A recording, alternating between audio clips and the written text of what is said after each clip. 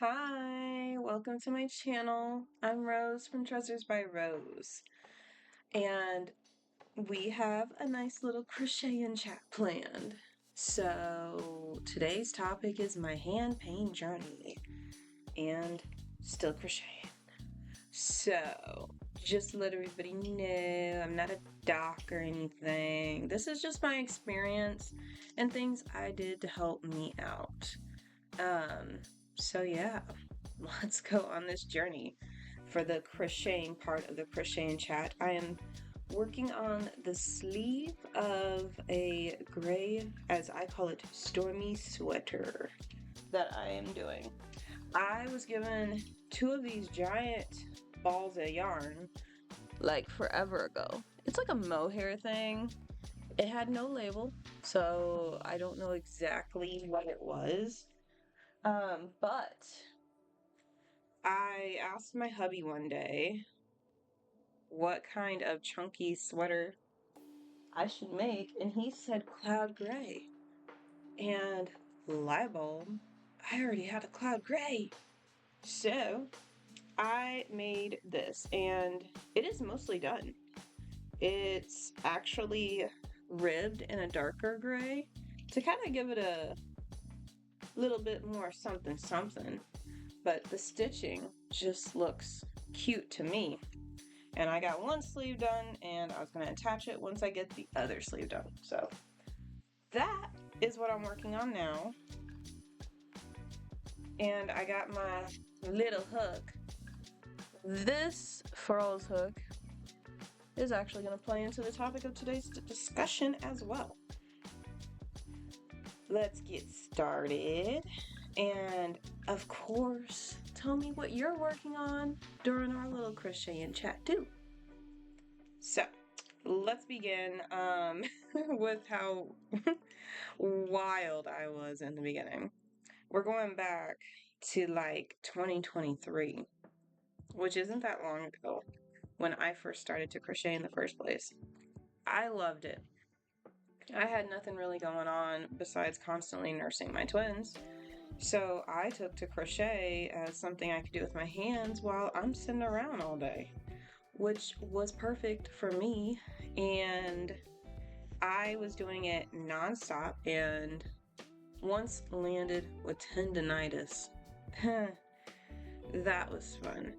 So I had to learn how to treat that because I wasn't familiar with it.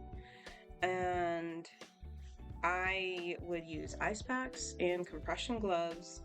And guess what? The second I felt just the slightest bit better, back to crocheting.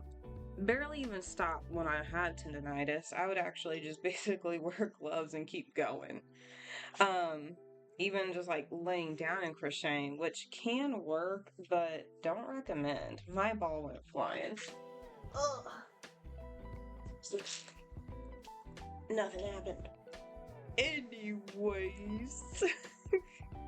So, here I am, catching tendinitis, still crocheting, just wear gloves and keep going. Not recommended. And then I started just looking up like general hand pain because I actually had carpal tunnel in the past when I was like 18, and I would do certain exercises and like strengthen the muscles connected to the tendons, and my carpal tunnel went away. I don't know, but crocheting brought it back. And I kind of haven't done those exercises again. I'm a busy mom of twins. I need to. I know. I will. Eventually. But I did learn in my research for general hand pain crocheting different exercises you can do that helps it. Which I have a slight ache now, right in here. So it helps. I would definitely look up exercises to help with wrist and hand pain. For anyone who has it, even if you don't have it, it's really good. It's like stretching before running a marathon, you know?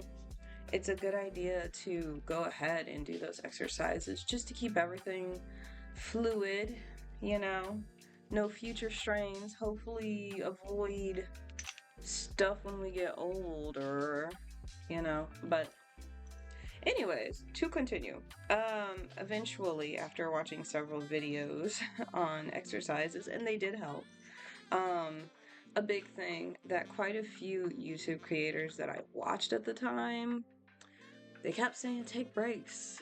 And so, I listened eventually. After getting tendonitis like 2 times, I listened and I started to take breaks and really kind of pay attention to the time when I'm crocheting to try to not go over like an hour in a single session. Ideally, for a while, I was only crocheting like 30 minutes at a time. Eventually, I started to gather a sense of when it felt like my hands were getting tired or achy, and I would just stop then. At that point, when I got to where I had a sense of like, okay, I need to stop, I really went ahead and I stopped wearing the gloves. I used to wear the gloves every time I crocheted, but I stopped because I was listening to my body. And I think that was like the biggest thing that helped me. Something else that also helped was actually eventually I stopped nursing. But even like when I was nursing, I would use the nursing pillow to prop up my hands and elbows. And that actually really helped. And even now, I would use the nursing pillow as a crochet pillow. And my mom started doing the same thing and it helped her too. They do make pillows specifically for the purpose of crocheting. And they're shaped very similarly. I think they're just a bit more square, but your elbows are going to lay in the same place. It doesn't really matter to me, I don't believe. And in fact, when I looked at the crochet pillows that were pretty much the same as nursing pillows, I found nursing pillows were cheaper. So if anyone was going to get a pillow for it, I recommend getting a cheaper nursing pillow to serve that same purpose. So how did I help myself when I would catch tendonitis?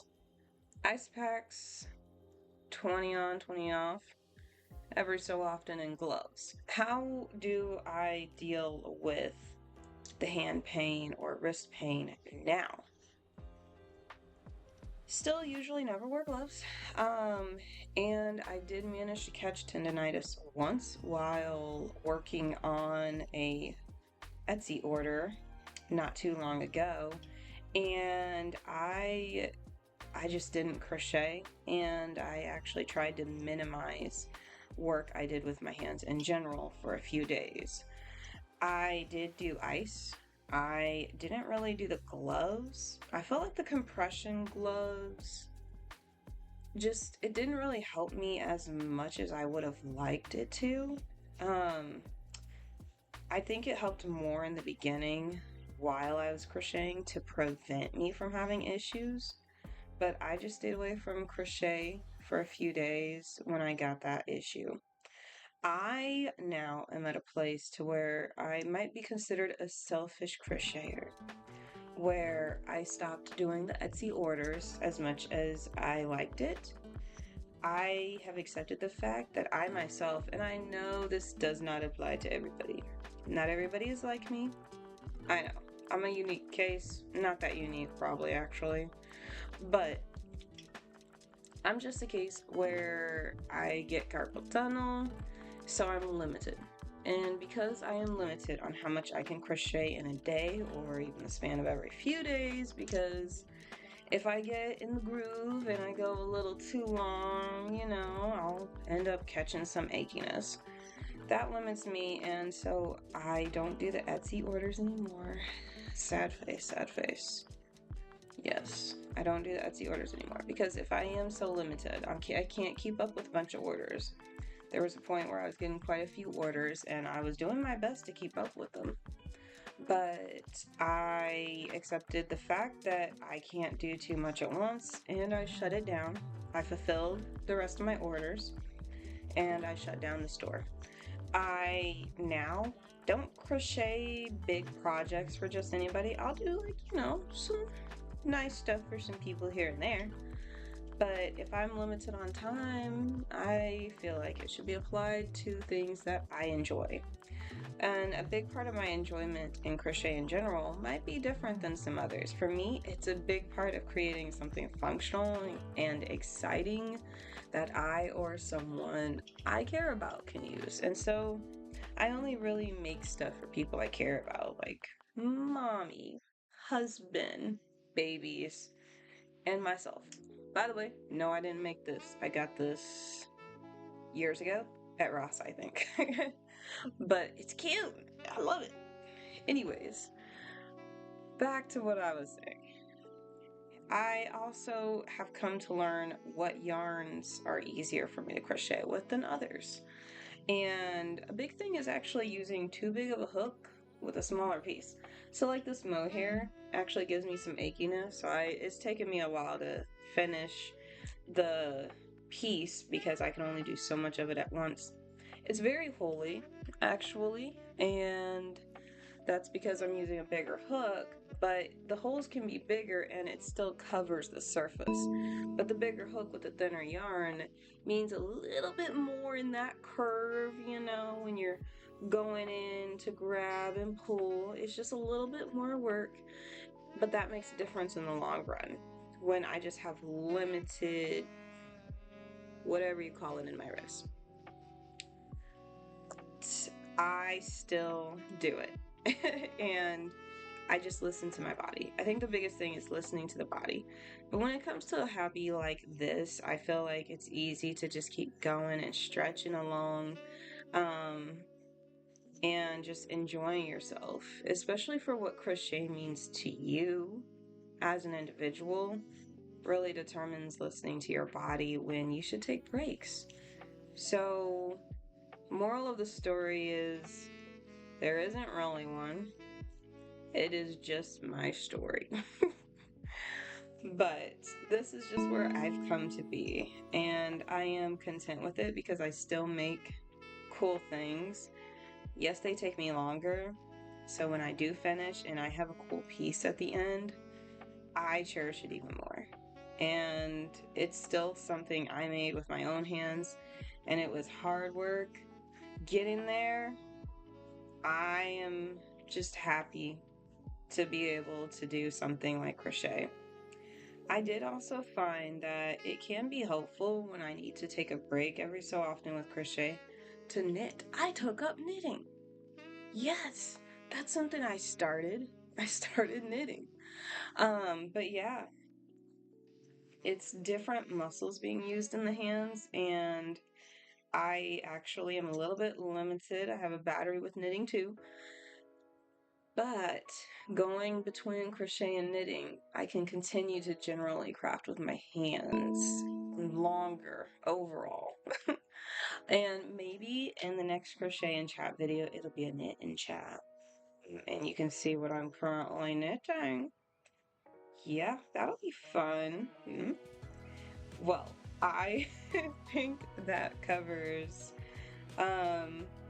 where I am in my journey with craftiness and hand paint and how I keep going along.